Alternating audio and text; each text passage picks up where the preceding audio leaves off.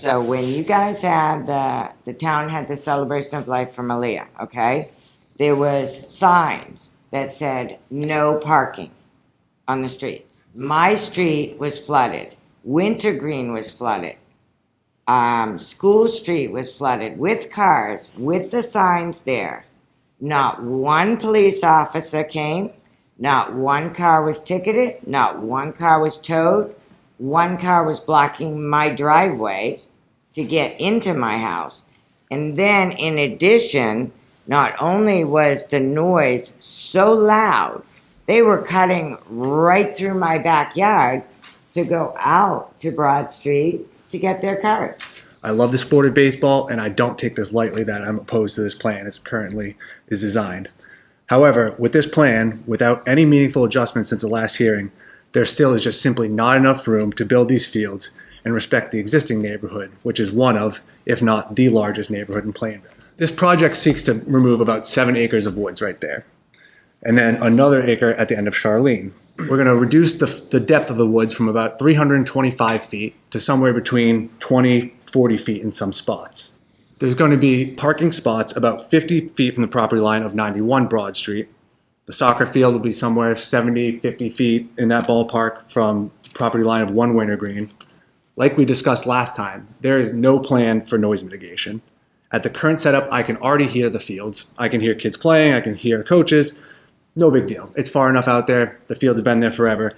But now, just imagine removing those 7 acres of forest and just leaving 20, 30 feet of woods line, and you expect that to be enough noise mitigation. I don't know how familiar you are with youth baseball, but 12-year-olds can hit 200 feet home runs. They can hit it out of the park in these fields, especially the traveling teams.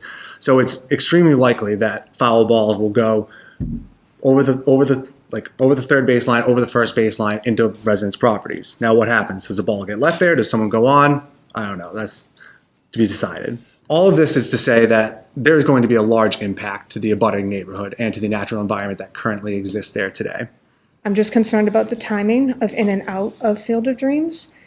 I just want it so that if you're going to organize it, that it's not constantly busy, because all those roads in that area are very small.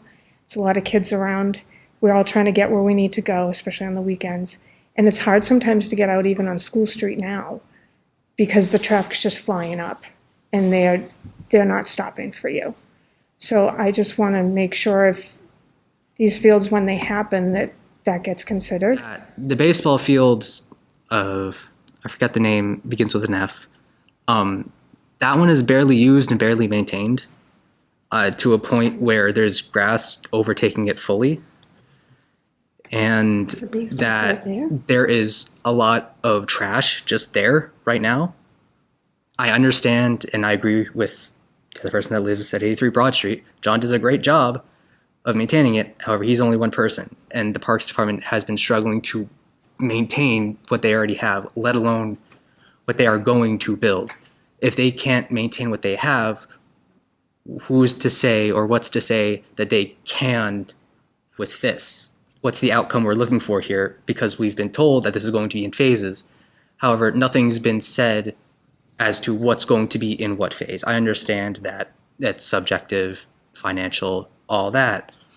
However, there's only so much that we could ask for in advance that they could know, and that would change after we would get confirmation of whatever might happen.